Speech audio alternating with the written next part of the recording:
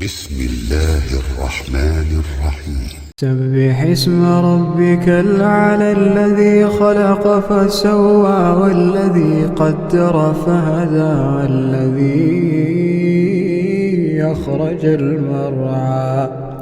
فجعله غثاء نحوا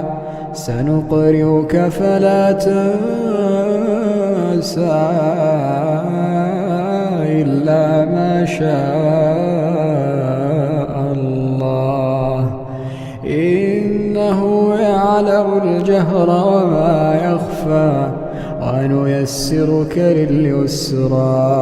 فذكر إن نفعت الذكرى سيذكر من يخشى ويتجنبها الأشقى الذي يصلى النار الكبرى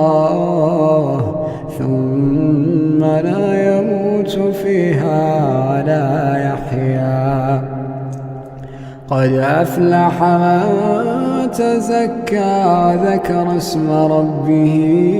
فصلى بل تؤثرون الحياة الدنيا والآخرة خير